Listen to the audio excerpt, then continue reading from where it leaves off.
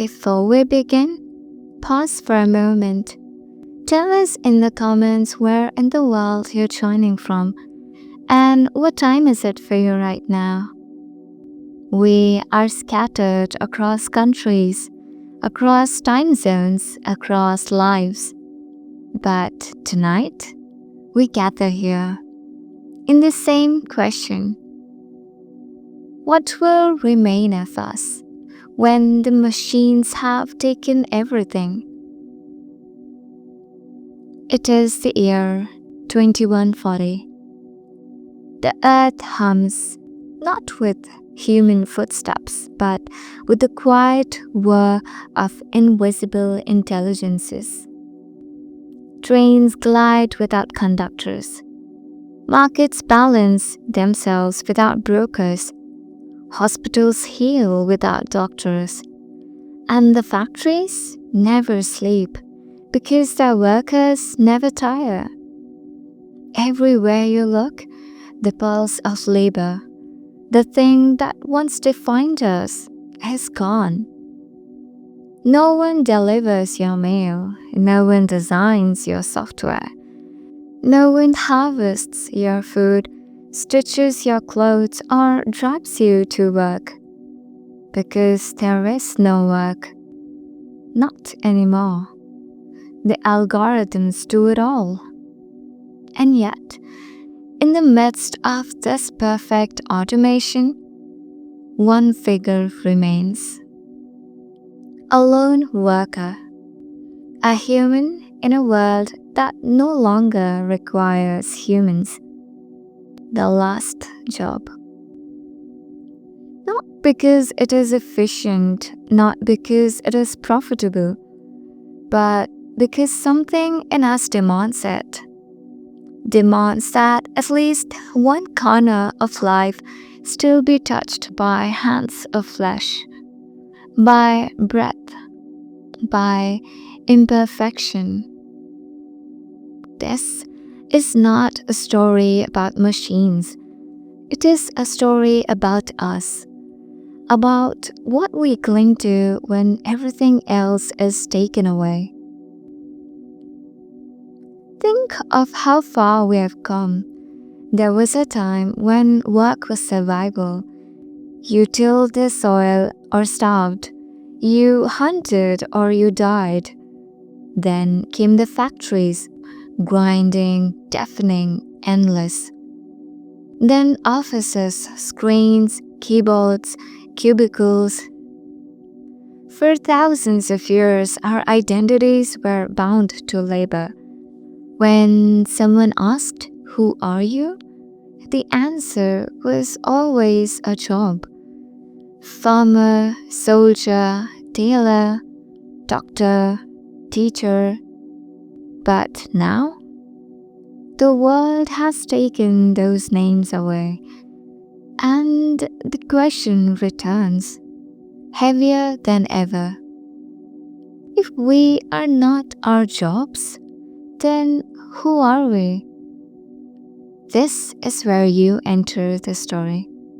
You are that worker, the last of your kind, the final job humanity refuses to surrender.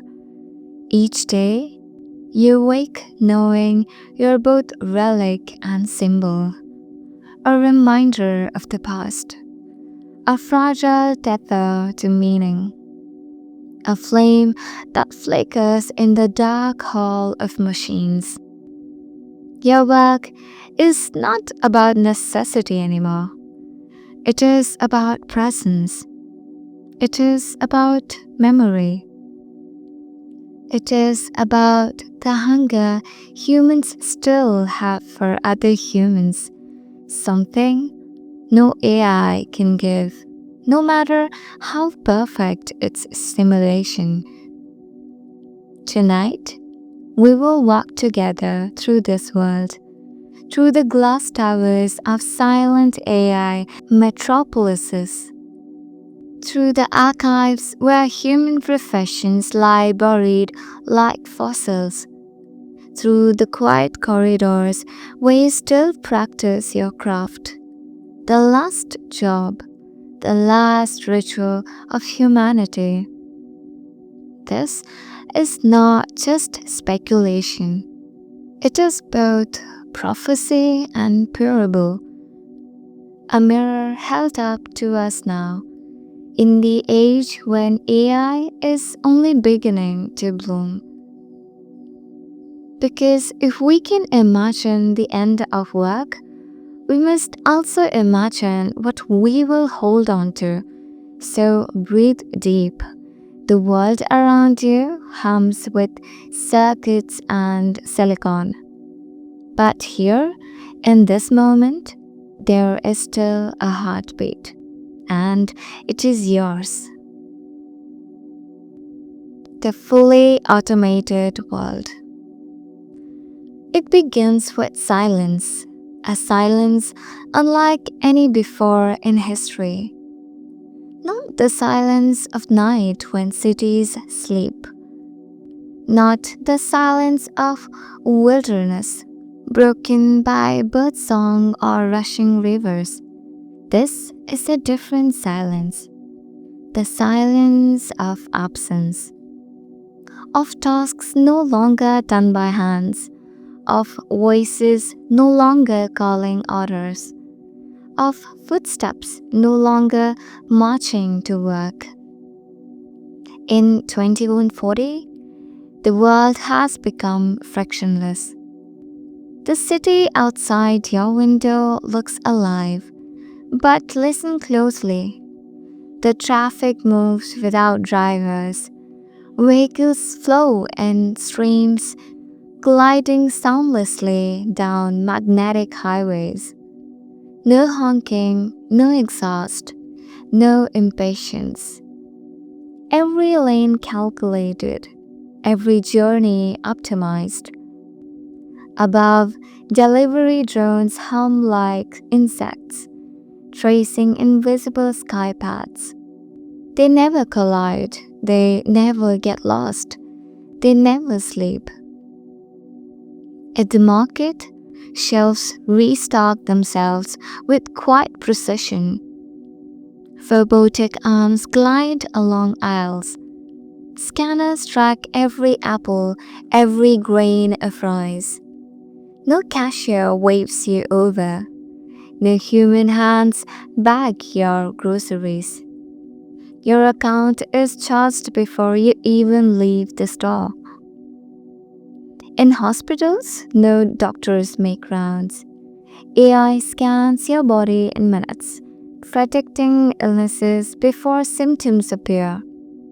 Nanobots in your bloodstream repair cells before damage spreads. Surgery is conducted by machines, steadier than any hand, sharper than any scalpel. Children sit in classrooms, but no teachers stand at the front. The lessons unfold through adaptive programs that shape themselves to each child's mind. Mathematics bends to curiosity. Literature blooms to taste. History rearranges itself in holographic displays. The old phrase, one size fits all, is extinct. Education has become an intimate mirror, perfect, personalized, infinite. And what of work itself?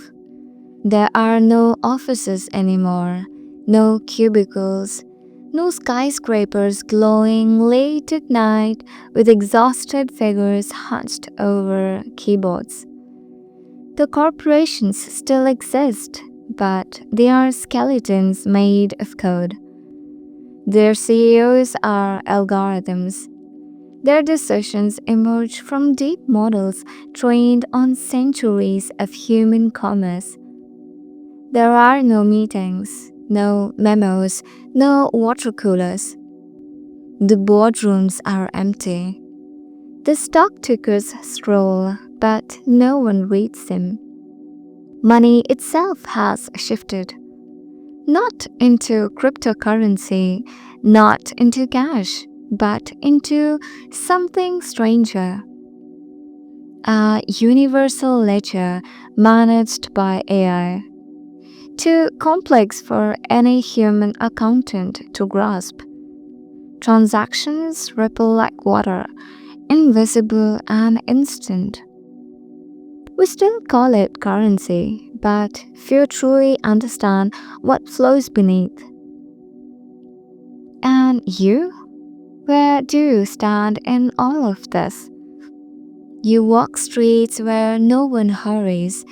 There is no rush hour, no lunch break, no deadlines. The air feels lighter, freer, yet emptier. For thousands of years, humanity organized its days around labor. Morning was for beginning, noon was for working, evening was for resting. But now, time itself has shifted. Without work, the hours blur.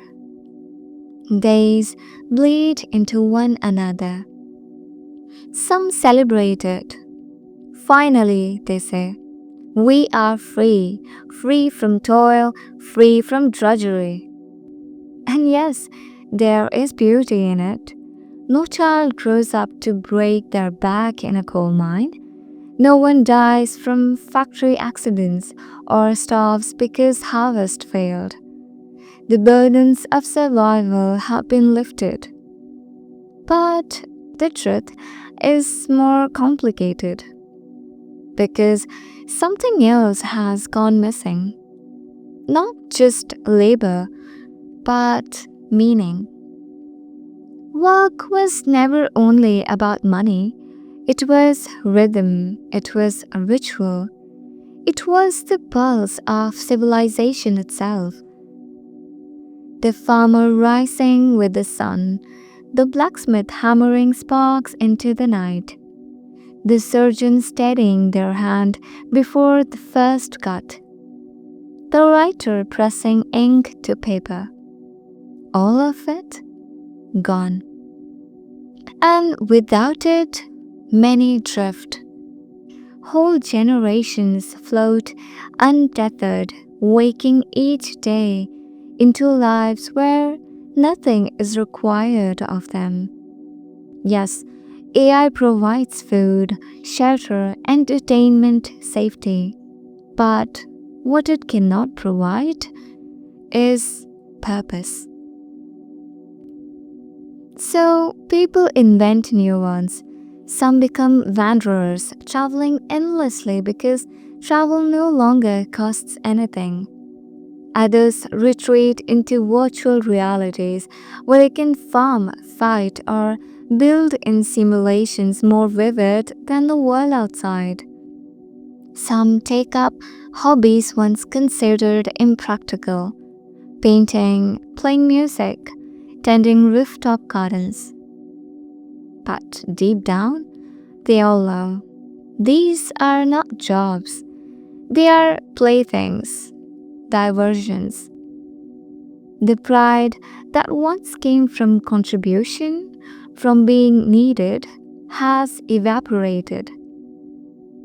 And without pride, without necessity, identity frays. You see it everywhere, in the man who wakes each day at dawn, still putting on a suit and tie, though he has no office to attend. He walks to a coffee shop run by drones, sits at a table and pretends to check mails on a device that no longer connects to any employer. He does it not because he must, but because without it, he does not know who he is. In the woman who practices surgery in virtual simulations, cutting open holograms of heart and stitching them back together. She was once the best in her hospital. Now, her skills are obsolete. She trains shadows because it is the only way she still feels alive. In the teenager who paints murals on abandoned factory walls, bright, furious colors across crumbling concrete. The machines that replaced his parents work silently behind locked gates, and he paints against the silence.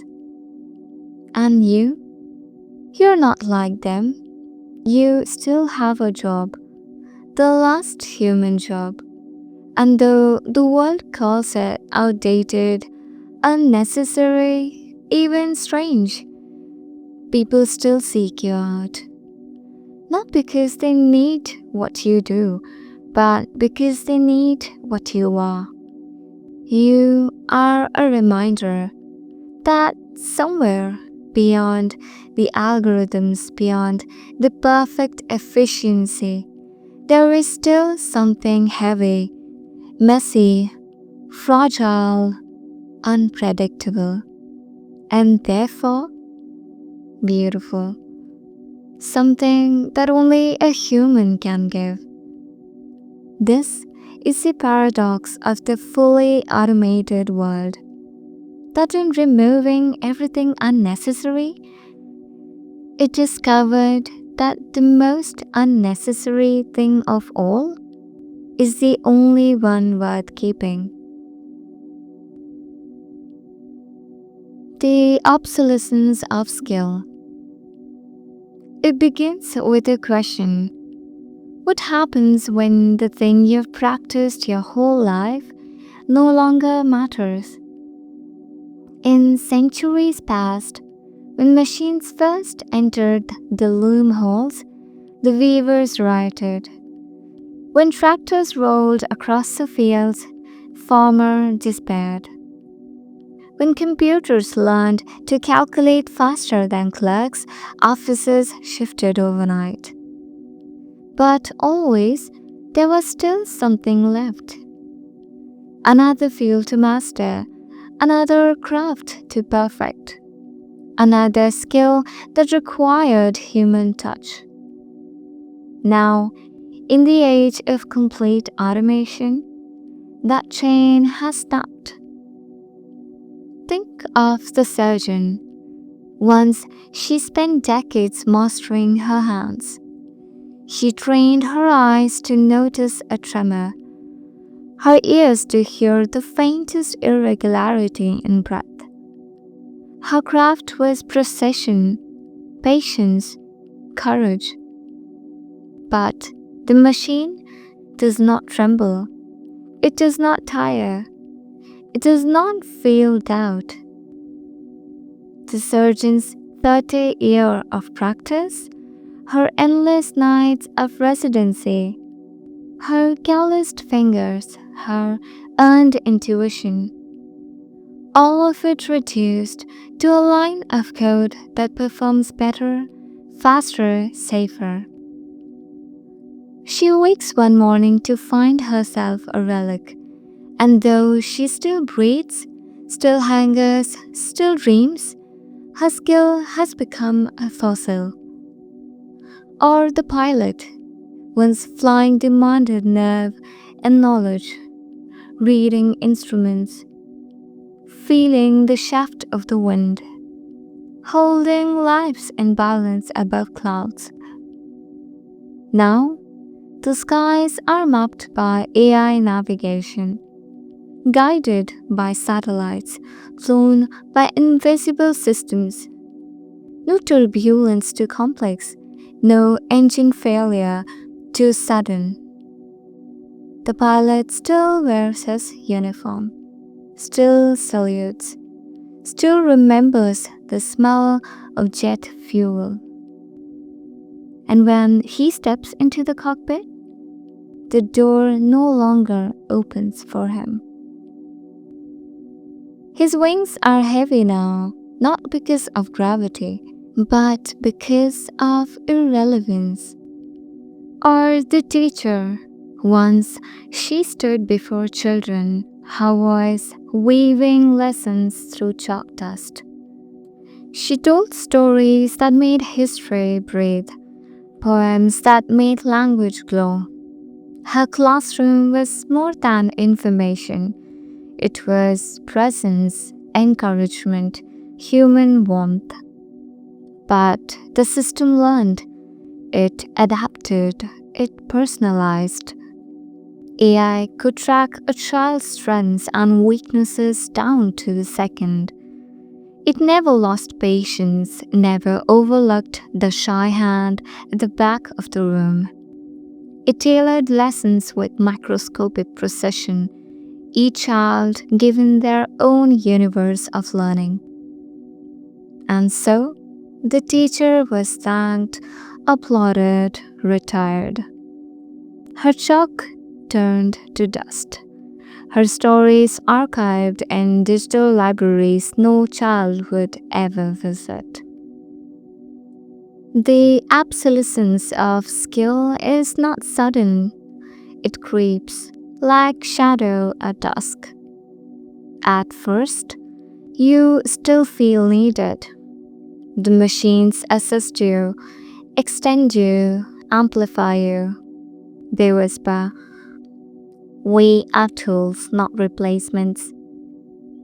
And you believe them until one day you realize they no longer whisper because they no longer need you at all. The doctor becomes consultant, then advisor, then obsolete. The writer becomes editor, then proofreader, then unnecessary. The artist becomes novelty, then hobbyist, then forgotten. Step by step, what once defined you slips away. And this is not only about professions, it is about identity. Because skills are not just what we do, they are who we are. A carpenter is not merely someone who hammers wood. He is a man who sees the world in joints and grains, who thinks in measure and balance, who dreams of what shape wood might take in his hands. Take away the craft, and you do not simply take away his job. You take away his way of seeing, his language, his world. The obsolescence of skill is the obsolescence of meaning. Imagine practicing a song your whole life, only to wake one day and hear it played flawlessly by a machine.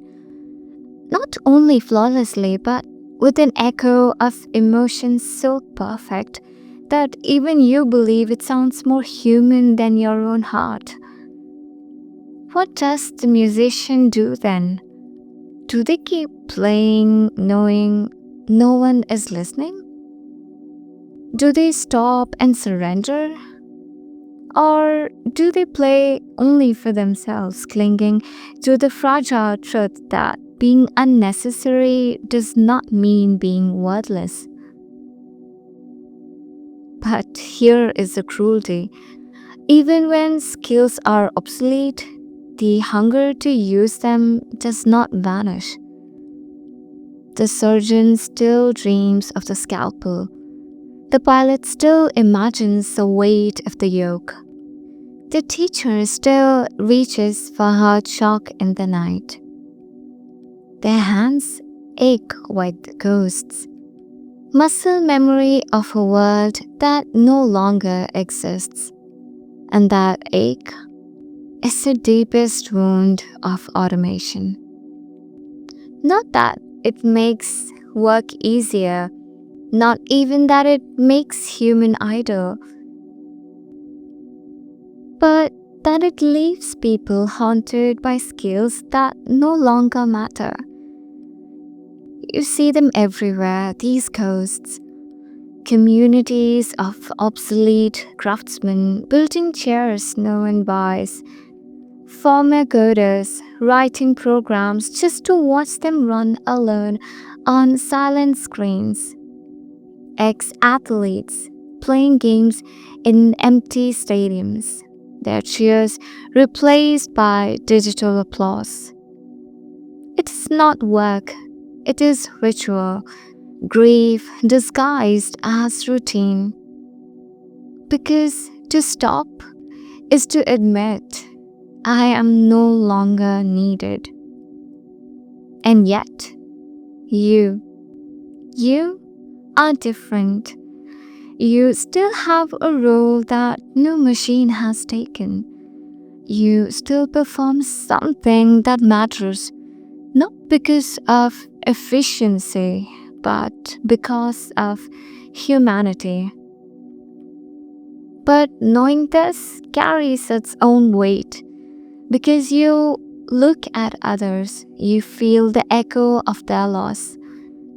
The surgeon's empty hands, the pilot's grounded wings, the teacher's silenced voice. And you wonder, is it luck that your role remains, or is it only a matter of time? That is the shadow that follows you each day. The knowledge that all human skills fade, all crafts can be copied, all talents can be simulated, all except one, the one that is yours, the last job. The last professions to fail. There was a time when people said, this one, at least, is safe. This job could never be replaced. And for a while, they were right. But only for a while. Doctors were once the most trusted profession. People believed healing required empathy, intuition, human touch. Surely, no machine could replace that. And yet, the machines learned. At first, they assisted, diagnosing faster, scanning deeper, predicting earlier. The doctor stood beside them, still giving the final word. But soon, even that final word was unnecessary. AI detected cancers invisible to human eyes. It predicted epidemics before symptoms spread. It designed cures in weeks that once took decades. Patients realized something simple. They trusted the results. The compassion of a doctor's hand was beautiful, but it could not compete with survival. And so the white coats disappeared. The stethoscopes hung silent. The Hippocratic Oath became a relic, recited only in archives of history. Judges. Justice was another fortress. Law required nuance, wisdom, judgment. It required the ability to weigh not only facts but intentions. How could machine do that? But AI could read every precedent in history. It could analyze tone, gesture, probability. It could strip away bias, or at least create new ones invisible to human eyes. And more than anything, it could do it instantly. Trials that once dragged for years were resolved in minutes. Verdicts rolled out like clockwork. People said, at least human judges can show mercy. But mercy, too, was programmable. Every factor, poverty, childhood, remorse, converted into data, weighed with precision. The gavel slipped from human hands. The ropes gathered dust. The law belonged to the machine. The artists. Surely art would remain. Surely the soul of creation was beyond God. For a time, it was true. AI could imitate, but not originate. It painted, but without longing. It composed, but without suffering. It wrote, but without dreaming. People said, we will always need human art because art is not about perfection, it's about imperfection. And yet, something shifted. AI could learn to absorb every symphony, every canvas, every book ever made. It combined them in ways no single mind could. And slowly, audiences began to prefer it. Not because it was authentic, but because it was infinite. Every taste catered to, every desire satisfied. Human artists still existed, but their work became a novelty, a curiosity, a niche for collectors who wanted the flavor of humanity, like an antique bottle of wine. The rest of the world consumed AI's creations and did not look back. The soldiers. Once, war was the final human domain. It required courage, risk, sacrifice. But even here, the machines marched in. Drones, autonomous fleets, precision swarms. AI calculated every maneuver before human generals could finish a thought. Battles ended before soldiers laced their boots. Victories decided in algorithms, defeat written in code. The soldier's body became obsolete. No trenches, no bayonets, no medals for valor. Only silence and an empty battlefield. The leaders. And finally, politics. Surely leadership required humanity, charisma, vision, the ability to inspire, to unite, to decide. But human leaders had always carried flaws. Greed, corruption, ego, bias. The machines promised something different. A world without scandals, a system without waste, policies shaped by mathematics and not lobbying. People voted not for men or women, but for models, versions of governance optimized by endless simulation. And the leaders became ceremonial, smiling figures at public events, while the true power flowed beneath them in networks of invisible code. The collapse of the untouchable. Field by field, the dominoes fell. Every profession that once stood as uniquely human was consumed. The priest, the scientist, the poet, the engineer, the craftsman, all replaced. Not because people hated them, but because people wanted results. Faster, cheaper, better. And the machines always delivered. And so, the world arrived at a strange threshold.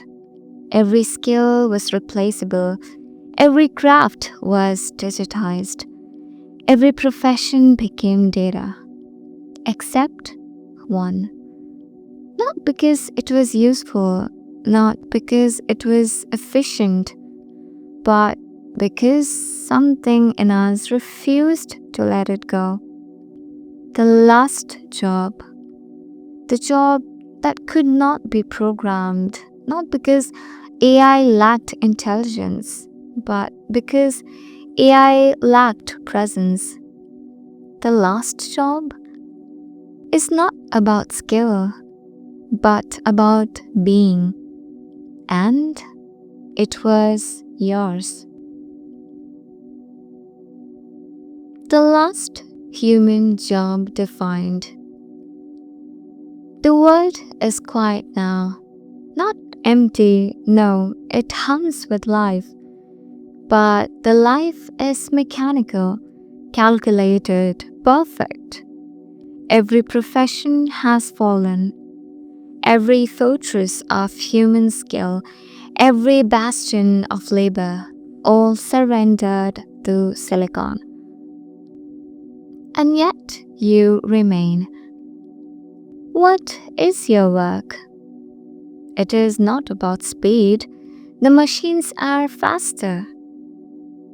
It is not about knowledge. The machines are wiser. It is not about strength. The machines are tireless. Your job exists for another reason. Because people still crave the warmth of another person. Not usefulness, not efficiency, but presence. Your job is not about outcome. It is about experience. In a world that values optimization, your work is deliberately inefficient. It takes time. It takes slowness. It even welcomes imperfection. And that imperfection, that fragile, stumbling humanness, is what makes it irreplaceable. AI can replicate the words, the gestures, the very image of what you do. But people know the difference. They feel it. The slight pause before you speak. The way your voice cracks when you remember.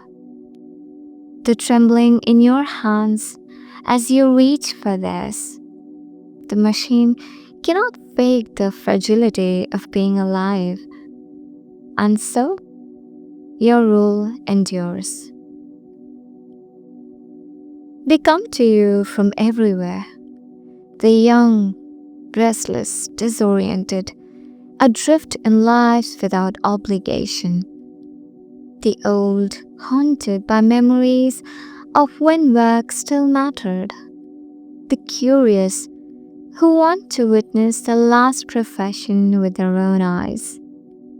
Some come for comfort, some for curiosity, some just to say, I saw the last worker. You are not a celebrity, not exactly. You are a relic, a museum piece that still breathes, a fossil that still speaks. And yet, when they sit across from you, their eyes soften, their voices lower, because they realize they are not watching a performance. They are being met by another human being, by someone who still chooses to be here. So, what do you actually do? You listen, you speak, you hold silence, you bear witness. It sounds simple, but in a world where every word can be simulated, every song synthesized, every image generated, the act of a human being sitting across from another, breathing the same air, sharing the same fragile mortality, has become sacred. Your job is not labor, it is ritual. There was debate once. Should this job be automated too? Could it be? The machines tried. They created flawless avatars, replicas that spoke with warmth, that remembered every detail, that never faltered. And yet, when people encountered them, something was missing. The words were right, the tone was right, the timing was right, but the presence was not. The illusion of humanity was perfect, and yet it wasn't enough. Because people do not only want perfection, they want connection, they want the tremor, the mistake, the vulnerability. And so, when all else was surrendered to the machines, this one job remained. Your work is strange, almost ceremonial. Every session feels like a reminder, a declaration. We are still here. When they sit across from you, they do not come for answers. They come for recognition. You're not the fastest. You are not the most knowledgeable. But you are alive. And in a world ruled by algorithms, that is enough. And yet, there is no simple blessing. To be the last human worker is to carry a burden. You are the embodiment of all who came before. Every miner, every farmer, every craftsman, every doctor, every teacher, every artist, their legacy rests on you. When you falter, people see not just your own weakness, but the fragility of humanity itself. When you succeed, it is not your success alone. It is a proof that humans, even now, still have something to offer. We could name your profession now. We could say it clearly, end the suspense, but not yet. Because the last job is not only about the title. It is about what it means. It is about the hunger that refuses to die. The part of us that no machine can touch. And to understand that fully, we must walk deeper into your life. We must see what a day looks like. We must feel the rhythm of your work. We must understand why, in a world where everything else has been taken, this one thread of humanity still holds. A day in the life of the last worker. The day begins not with an alarm, not with a schedule dictated by efficiency, but with breath. You wake in a world where time is fluid, where machines carry the weight of necessity, and yet you rise with purpose.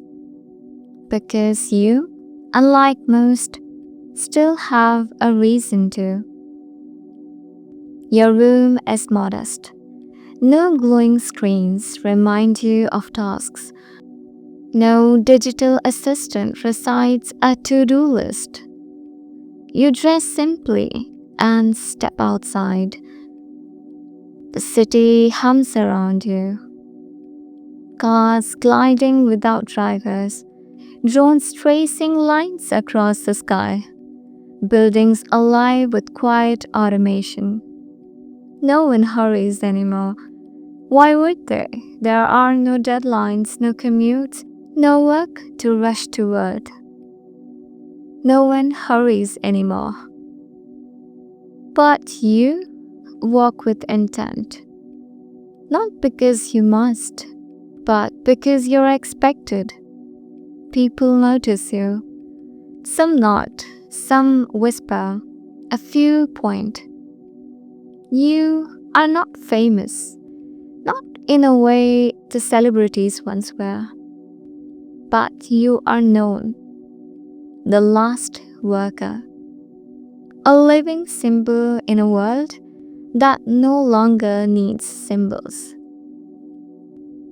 You arrive at the small building where your work unfolds.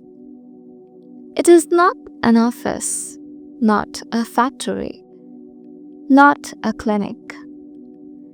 It is more like a sanctuary. Quiet walls, simple chairs, a table between them, a space deliberately untouched by machines. There are no holograms here, no silent drones in the corner, no AI listening in the background. Just air, just silence, just you. And them, the people who come. A man enters, middle-aged. His clothes are immaculate, provided by automated fabricators. His face, however, carries shadows. He sits across from you, and for a moment, neither of you speak. Then he says, "I don't know who I am anymore." This is your work. Not to diagnose, not to prescribe, not to optimize, but to listen. He speaks of a life once defined by skill. He was a scientist. His mind sharp, his hands steady in the lab, but the machines eclipsed him. Faster, smarter, tireless. Now, he wanders through days filled with abundance but empty of identity. You do not solve his problem. You cannot. Instead, you hold space for his grief. You meet his eyes. You let him feel, perhaps the first time in years, that another human being has heard him. When he leaves, he says only, "Thank you for being here." And that is enough. Visitors come and go. Each brings a different story. A teenager lost in a labyrinth of simulated realities, longing for something real. An old woman carrying memories of a world where people worked, unsure how to pass her final days without purpose. A child curious, who simply wants to know, "What do you do here?" You answer gently, "I listen." And the child frowns, then smiles, as if realizing for the first time that listening can be a kind of magic. Your day is not measured in productivity. There are no charts here, no key performance indicators, no quarterly goals. Your success is measured in moments. The silence when someone weeps, the sigh of relief when they speak their secret aloud, the laughter that breaks out unexpectedly between two people who thought they had forgotten how. This is not labor in the old sense. It is ritual. It is ceremony. It is the oldest exchange of all. A human presence given to another. Not everyone comes to talk. Some sit in silence, hands folded, eyes closed. They do not need words. They only need to know you are there.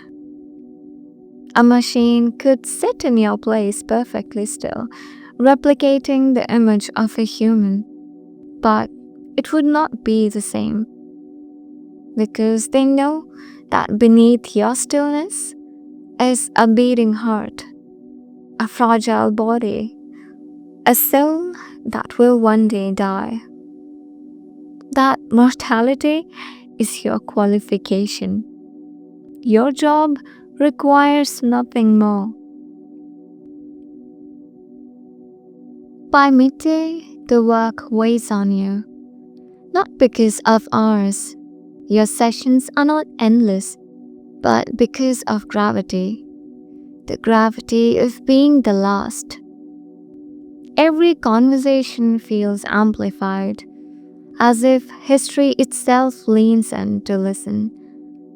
You are not only yourself, you are every farmer, every teacher, every builder, every ancestor who worked. The echoes move through you. Sometimes the weight is unbearable. You wonder if it would be easier to let the machines replace you too, to vanish into the silence. And yet, you stay. Because when you leave at night and the people you met that day walk back to the automated world, they carry something different. Not an answer, not a solution, but a reminder that they are human, and that is enough. At sunset, you leave your sanctuary. The city glows with artificial dusk. Cities calibrated for perfect ambience. You walk home slowly, passing faces that glance at you, sometimes with awe, sometimes with pity, always with recognition. In your room, you sit by the window, you think of the visitors. Their stories echo in your heart, and you realize you're not the last worker only for them. You are also the last worker for yourself. Because in doing this, in listening, in being, in sharing presence, you remind yourself that life is not measured in tasks, but in moments of connection. You lie down, the machines hum softly in the distance, tending crops, balancing energy grids, writing music for empty stadiums. But here, in your quiet room, there is no machine, only your heartbeat, only your breath, only the knowledge that tomorrow you will rise again to perform the last human job. Not because the world needs it, but because the world still wants it. And because perhaps the world will always want it. The human touch. What is it exactly that the machines cannot copy? Why, in a world where every profession has vanished, this one still remains? The answer is simple and yet endlessly complex. It is the human touch. Machines can simulate everything. They can paint, they can sing, compose, argue, perform. They can replicate the trembling tone of a voice, the curve of a smile, the rhythm of a heartbeat. But they cannot live it. When you speak, your words carry weight because they are fragile. They could fail, you could stutter, You could forget. You could contradict yourself. That fragility is not a flaw, it is the essence. People trust you not because you're perfect, but because you're not. A machine can be flawless, but a flawless thing is not alive. There is something else machines cannot hold: mortality. Every person who sits with you knows that your life is finite, that your heartbeat is numbered, that one day you too will vanish. And that knowledge colors every exchange. It makes each word, each silence, each glance precious. When they look at you, they see not only a worker, they see a mirror of themselves, a reminder that they too are alive, fragile, temporary, beautiful. A machine may mimic warmth, but it will never carry the shadow of an ending. And without that shadow, there is no depth. Consider touch: a hand placed on your shoulder, a nod subtle and imperfect, the rhythm of breath shared across a quiet room. These gestures speak a language older than words, a language of skin, of pulse, of presence. AI can replicate the gesture, but not the meaning, because meaning arises not from perfection, but from vulnerability. The trembling in your fingers, the hesitation before you reach out, the warmth that fades when your hand pulls away. These are not data points, they are life. Most people think your job is to speak, but the truth is, your job is to listen, to give undivided attention in a world that has long forgotten what attention feels like. Machines listen perfectly. Of course, they never forget. They catalog every detail. They respond with flawless relevance. And yet, people feel the difference. Because when you listen, you do not only hear words, you hear silences. You hear the way a voice cracks, the way someone looks away, the way tears gather before falling. You do not always respond logically. Sometimes you respond with silence, with a sigh, with your own tears. And that unpredictability, that resonance is what makes the act of listening sacred. Ask yourself, why do they still come to you? Why machines can do everything else better? It is because people hunger for something machines cannot provide. And that is the sense of being seen. Not processed, not analyzed, not optimized. Seen. When you look at someone, they know you are not simply retrieving data. You are not running probabilities. You are risking yourself in that gaze. Because what you see might hurt you, might change you, might linger in your heart forever. A machine can reflect an image, but it cannot be changed by what it sees. And so your presence becomes precious. There is an old phrase, only humans make mistakes. Once it was a complaint. Now it is a treasure. Your pauses, your slips, your contradictions, they are proof. Proof that you're real. Proof that you're not a simulation. Sometimes your visitors smile when you stumble over a word.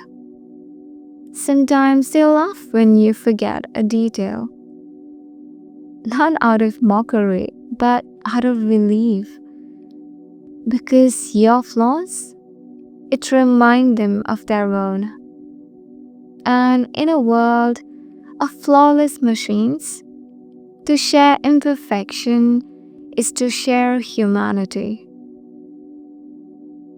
The unprogrammable soul. Of course, philosophers argue, is there really such a thing as a soul? Some say no, that consciousness is only computation, that given enough data, the machines could replicate even this. But those who sit with you do not care about philosophy. They feel it. They feel it in the silence between words. They feel it in the tears you hold back. They feel it in the trembling laughter that no algorithm could predict. The soul may be unmeasurable, but in your presence, it is undeniable. There were attempts once to automate your job too. Holograms, avatars, voices so warm and convincing that many could not tell the difference. But in the end, people rejected them. Not because they were bad, but because they were too good, too smooth, too flawless, too unbroken. What people wanted was not perfection. What they wanted was another flawed being, alive in time with them, sharing the same fragile condition of existence. This is the proof of value. Not that you are better than the machines, but you are worse, and therefore irreplaceable. So, what is the human touch? It is not skill, it is not knowledge, it is not efficiency, it is the willingness to be vulnerable, the courage to sit with another in silence. The quiet miracle of being alive at the same time, in the same room, for no reason other than to share presence. This is why your job endures. Because presence cannot be coded. It must be lived. And only a human can live it. The burden of being the last. It sounds noble, almost romantic, to be the last human worker in a world of machines. But the truth is heavier than the title suggests. Heavier than any tool once carried, any task once performed. Because to be the last is not only to be honored, but it's also to be alone. Everywhere you go, people watch you. In the streets, on screens, in whispered conversations. You're not a person anymore. You are a symbol. You falter, and they say, see, humanity is weak. When you succeed, they say, see, humanity still has a chance. Every gesture becomes a message. Every silence becomes a sermon. Every mistake becomes prophecy. And sometimes you want to scream, I'm not all of humanity, I'm just myself. But no one would hear it that way because the world needs you to be more, and more is what you must be. There are no colleagues, no co-workers to laugh with at the end of a hard day. No one to share the peculiar burdens of your craft. In ancient times, even the hardest jobs, miners, sailors, soldiers, were endured together. There was always someone beside you, breathing the same dust, facing the same risks. But you work alone. The machines do not tire with you. They do not sigh in relief when the day ends. They do not walk home under the same sunset. Your labor is solitary, your burdens unshared. And loneliness, even when wrapped in honor, is still loneliness. It is not only your own life that you carry, it is every life that ever came here. The farmer in the field, the blacksmith in the forge, the seamstress bent over the loom, the teacher in the classroom, the doctor in the ward. All of them live in memory through you. You are their last descendant, their final representative, and the weight of their legacy presses heavy on your chest. You ask yourself, do I do them justice? Do I honor their struggles, their sacrifices? The machines do not care, but you care. And caring is its own burden. Late at night, you ask yourself a dangerous question. What if even this job does not matter? The people who come to you, they leave comforted, but for how long? Do your words linger in their hearts? Or do they fade the moment the machines sing them back to sleep? What if you're not the last vital link to humanity, but merely a performance, a novelty kept alive not for necessity, but for nostalgia? And if that is true, then what does your work mean at all? This doubt gnaws at you. It curls at the edges of your pride. It whispers that even the last job is already obsolete. They just haven't admitted it yet. The shadow of replacement. You know the machines could replace you. At any moment, they could simulate your role so perfectly that few would notice the difference. You could speak with your voice, smile with your smile, even falter, stumble, cry, all coded, all convincing. And yet, they hold back. Not because they cannot, but because humanity insists you remain. But what happens when the insistence fades? What happens when the world decides that even the last ritual is unnecessary? The shadow of replacement follows you everywhere you go. Part of you loves your role. It gives you purpose. It sets you apart. It makes your days meaningful in a way so few others can claim. But another part of you resents it. You never asked to be the last. You never asked to carry the burden of all humanity. You never asked to be made into a symbol.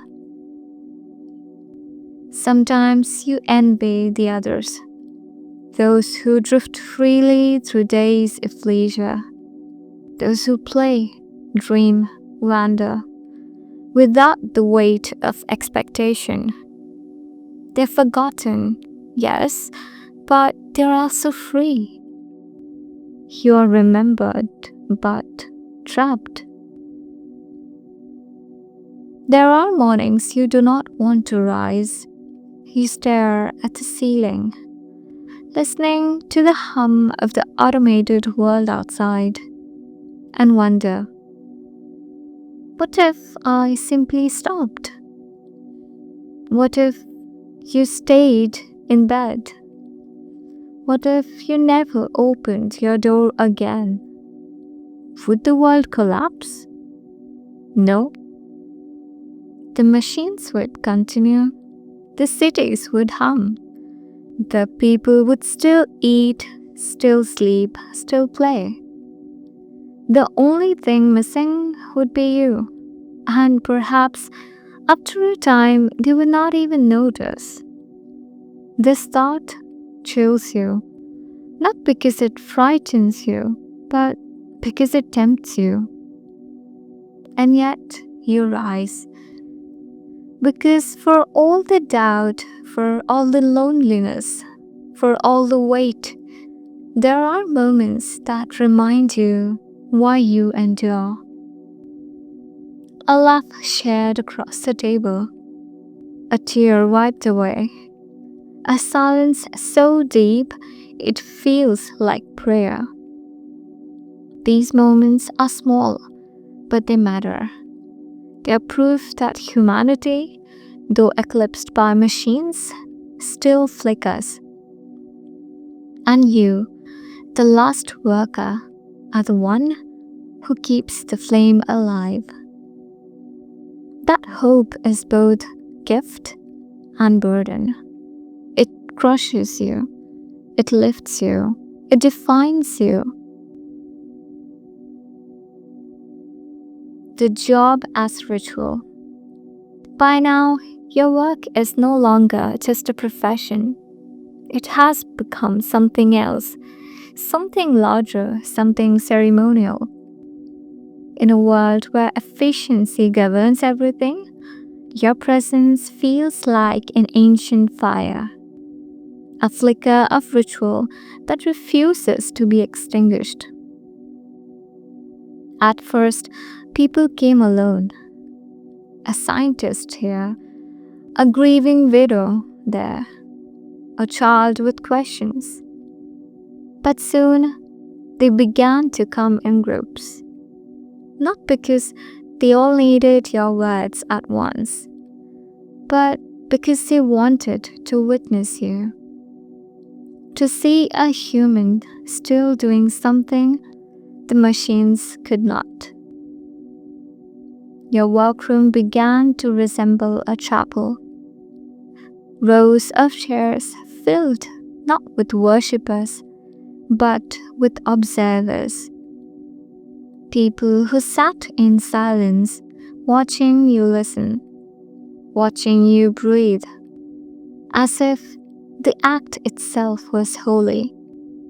And in a way, it was. Your job is simple. You listen, you respond, you sit in silence. But when performed before others, it becomes a ritual. They notice the way you fumble for words. They notice the way your hands tremble slightly. As you pass someone a glass of water, they notice the pauses. Not mechanical, but human. And they begin to cherish those imperfections. They whisper to one another, awkward.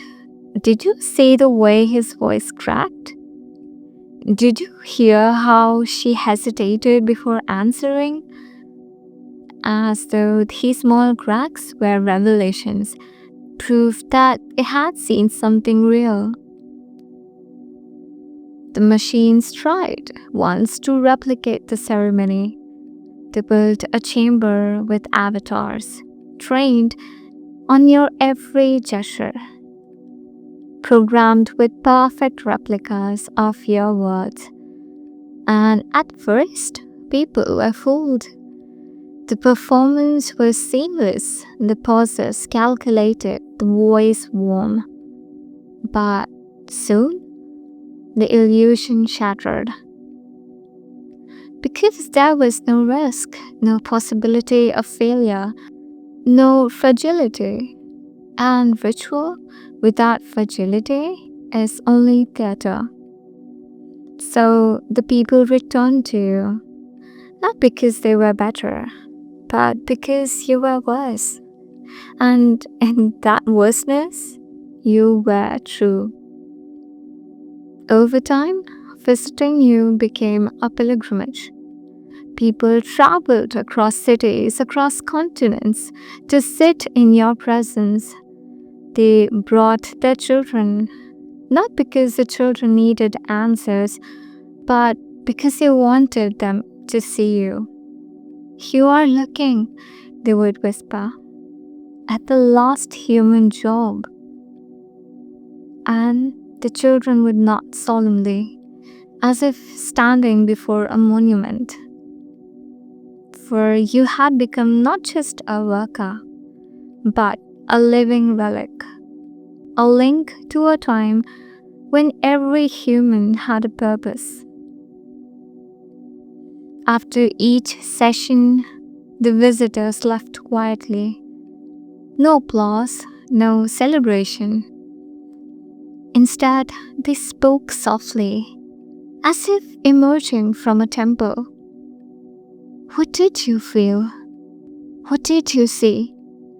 Did you notice the way he looked at her, as if no one else existed? In those whispers, they carried something home, a fragment of humanity, a reminder that could not be digitized. But this transformation brought new weight. You were no longer only a worker. You were a ritual, a performance, a ceremony. People did not want only your presence. They wanted meaning. They wanted transcendence. They wanted miracles. And you could not always give them that.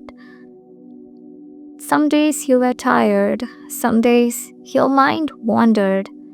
Some days you simply could not summon the depth they expected. And when that happened, you felt their disappointment like knives. Because in their eyes, you're not just a person. You're the last spark of human spirit.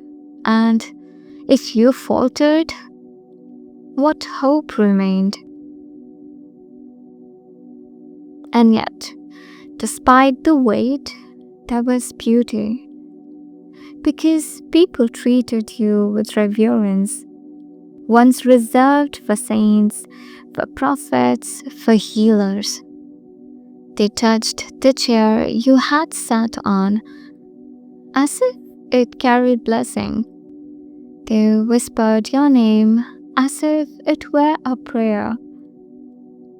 You were once ordinary, had become extraordinary simply by continuing. And in that reverence, you glimpsed something profound. That humanity had not abandoned its need for ritual. It had only forgotten, and through you, it remembered. Your profession had begun as necessity. Then it became a symbol. Now, it was ritual. No one cared anymore whether your words were wise. No one measured your effectiveness. What mattered was the act itself, that a human still rose in the morning, walked through the humming city, and sat across from another bearing witness. It was no longer about what you did, it was about what you represented, the lost human flame in a world of endless light. One evening, after a long day, you overheard a whisper in the departing crowd. As long as they remain, we are not lost. The words struck you because you realized something crucial. Not only to be present, not only to carry ritual. Your job was to remind the world that humanity still mattered, not in competition with the machines, but in companionship with them. Not as ruler, not as servant, but as witness. And so your role deepened. Not labor, not profession, not even ceremony, but ritual, sacred, fragile, irreplaceable.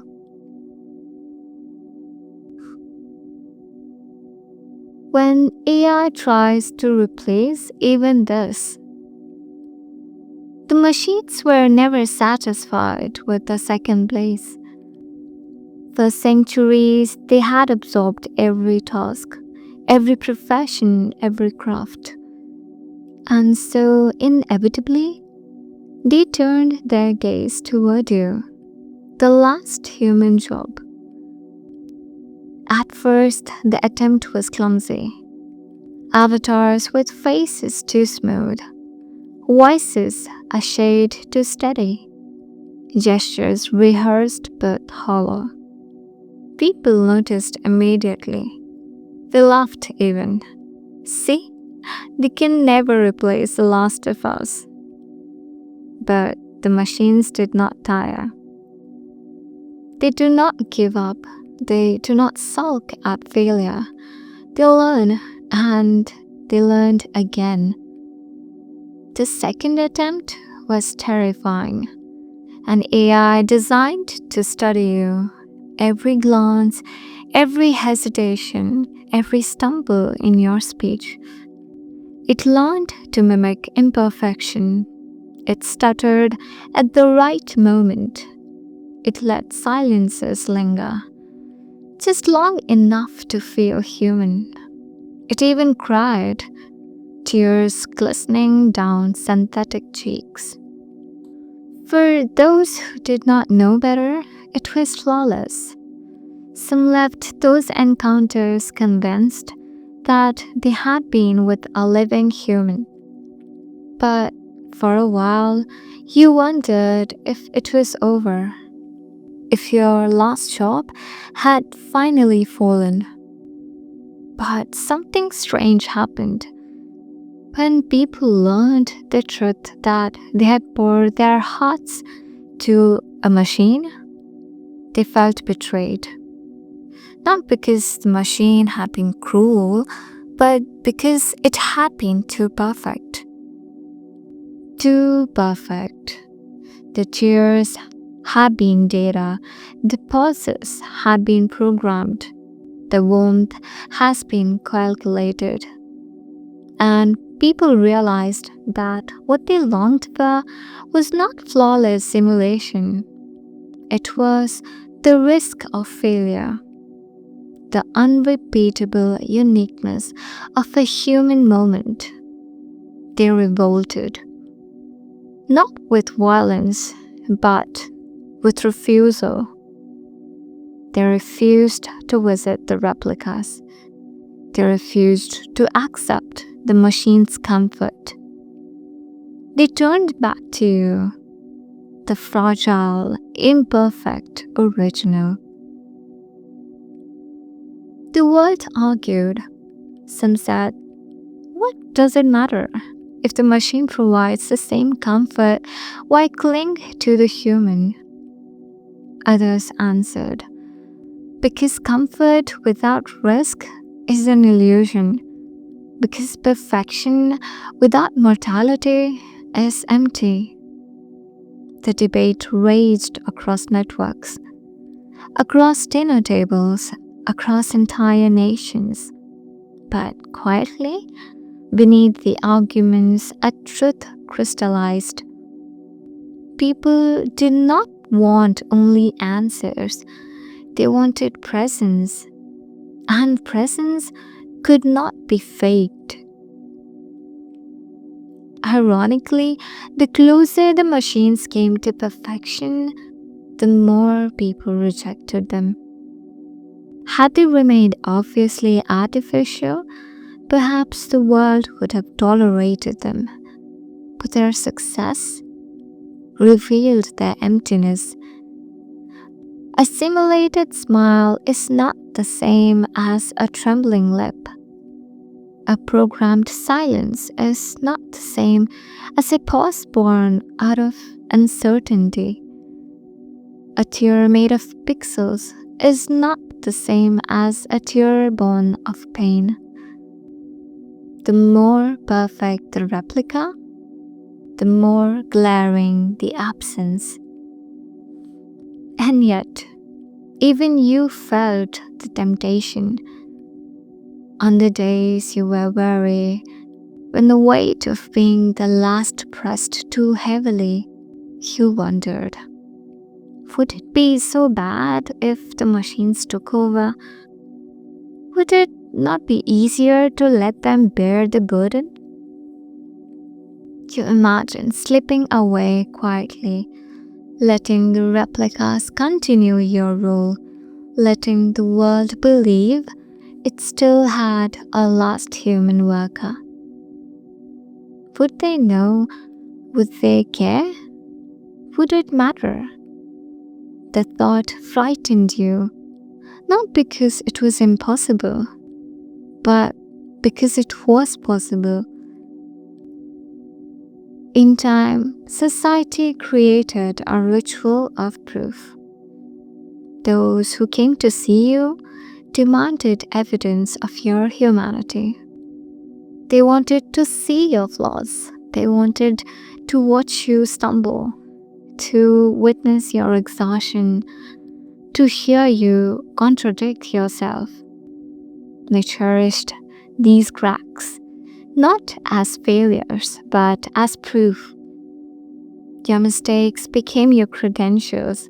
Your imperfections became your license.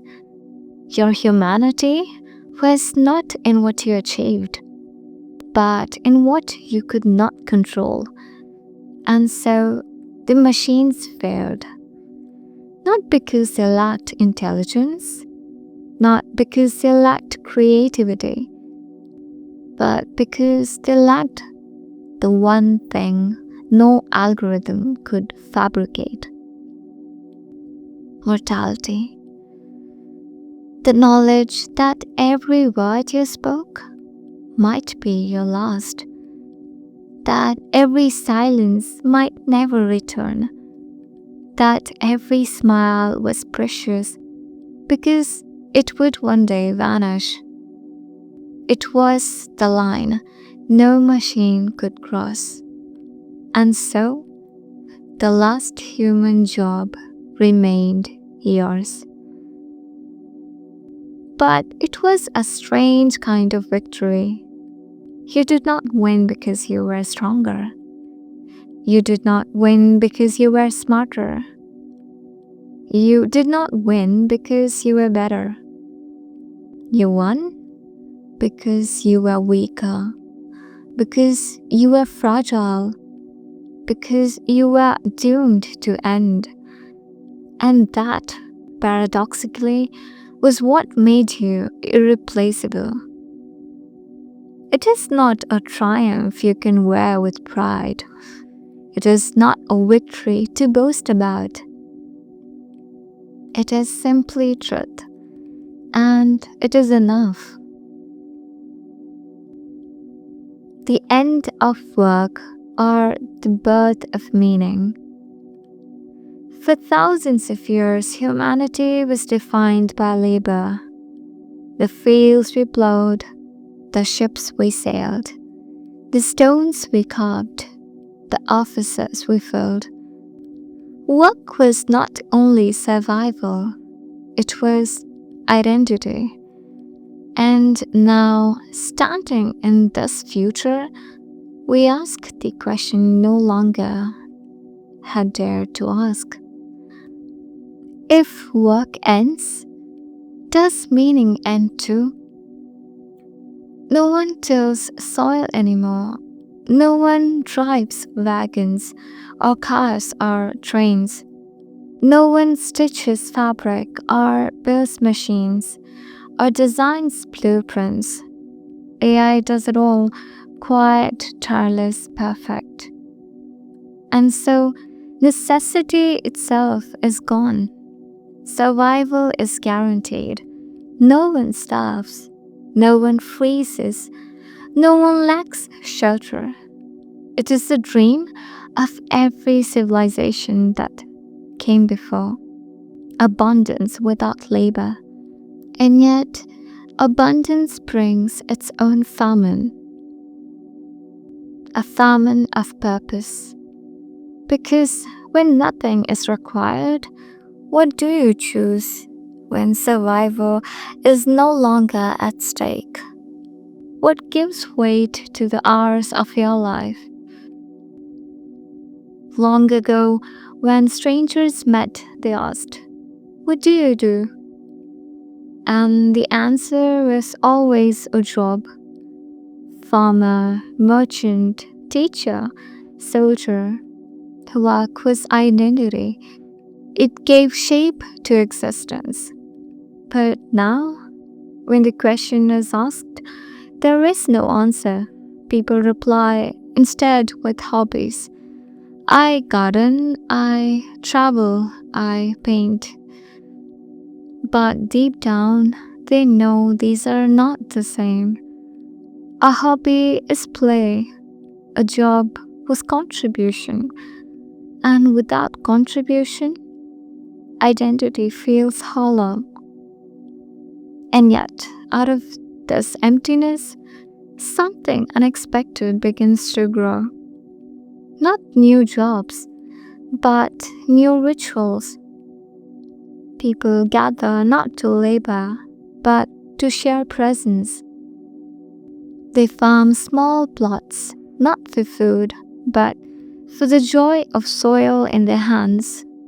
They carve wood, not for markets, but for the love of shape and grain. They write songs, not to be famous, but to sing with one another. Work is gone, but meaning begins to bloom in other soil. Once, value was measured in currency. Now, it is measured in time.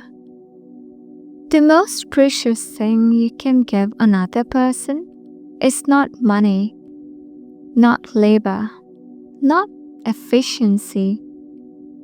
It is presence, a moment shared, a story told, a silence held together. The last job you perform is proof of this shift. People no longer pay for what you do. They honor what you are. They honor the inefficiency, the fragility, the living presence of a fellow human being. And in doing so, they rediscover what value truly means. Still, not everyone adjusts. Some drift endlessly through leisure, lost in virtual realities. Some retreat into despair, longing for the dignity of labor. Some whisper that humanity has become lazy, weak, aimless. They say, without work, we are nothing. And perhaps they are partly right.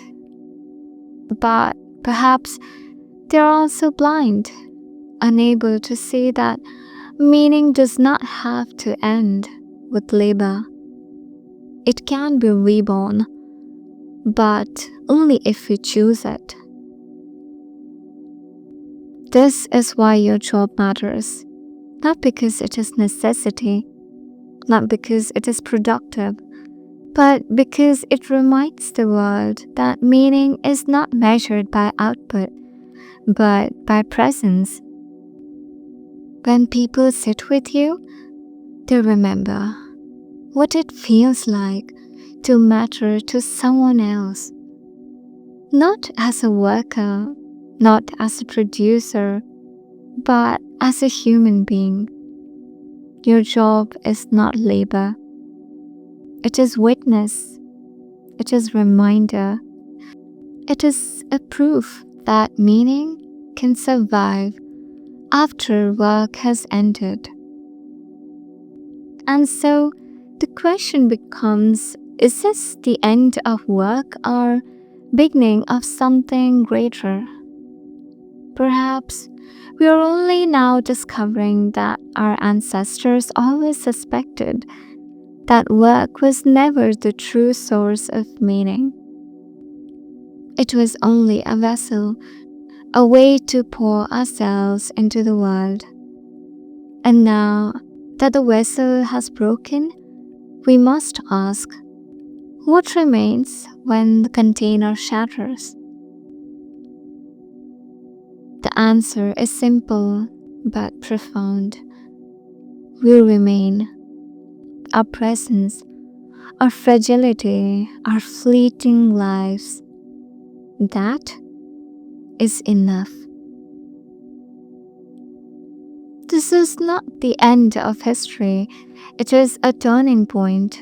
We can mourn the death of work, cling to ghosts of professions past, pretend that without jobs we are nothing, or we can embrace the birth of meaning. We can create rituals, not for survival, but for beauty. We can give presents, not for profit, but for love. We can discover that the true purpose of humanity was never to labor. It was to live, and in living, to matter to one another. This is what makes your job, the last human job, so vital. Not because you resist the machines, not because you compete with them, but because you reveal the truth that humanity is not defined by what it produces, but by how it connects. You are not a worker. You are a witness. And in witnessing, you help birth of a new era, an era where meaning is found in labor, but in life itself. The last human standing. The world hums with quiet perfection, every machine in rhythm, every task completed without delay, every need met before it is spoken. It is paradise, some say. It is emptiness, say others. And in the middle of it, you remain. The last worker, the last profession, the last human thread in a tapestry woven by silicon. When you sit across from those who come to see you, you sometimes feel their eyes searching you, as if you are not a person but a question. What does it mean to be human when humanity is no longer needed? You do not always have answers. Sometimes you offer silence, sometimes a nod, sometimes only the weight of your presence. Because you are not here to solve. You are here to remind. to hold up a mirror and say, "See, we still exist." At night, when the sanctuary is empty, you think of the ones who came before. The farmer bent beneath the sun, the miners who dug into the earth, the sailors who braved black oceans, the teachers who kindled fire in young minds, the surgeons who cut with trembling hands, risking failure for the sake of healing. They are gone now, their professions dissolved into code, but their lives live through you. You are the echo of every calloused hand, every tired back, every sleepless night. You are the last living chapter in the book of labor. And though the machines do not care, you care. And in caring, you keep them alive. One day, a child sits before you. Her eyes are wide, her voice small. She asks, "What will happen when you are gone?" The question pierces you because you know the answer. One day, there will be no last job. One day, there will be only silence. But you do not say this. You smile instead. You take her hand in yours. When I'm gone, you say, you will remember, and in remembering, you will carry the last job with you, not as work, not as duty, but as love. The child nods. She does not understand fully, but one day she will. Outside the sanctuary, there is a small garden. You planted it years ago, not for food, but for beauty. Marigolds, lavender, mist, flowers that need tending, but not much. When visitors arrive, they pass through the garden. They brush their hands across the petals. They breathe in the scent, they slow down. And often they ask you why you planted it. You tell them. Because machines can grow food, but they do not know how to grow beauty. The garden is your quiet rebellion, a reminder that meaning is not always useful. Sometimes it is simply fragrant. Sometimes it simply blooms. One evening, as the sun sunk low, you sit in the garden alone. The city hums beyond the walls, the drones glide, the machines sing their tireless themes, and you realize the last job was never about you. It was about what you represented, the proof that humanity is more than labor, more than production, more than survival. Humanity is presence. Humanity is witness. Humanity is the fragile beauty of being alive at all. And now the question passes to those listening. If you were the last worker, what would your job be? Would you be a listener, a storyteller, a witness to another's pain, a gardener of beauty? Or would you simply sit beside someone in silence and let that silence be enough? The machines will never answer this for you. They cannot. It is yours to choose. Thank you for walking with us tonight.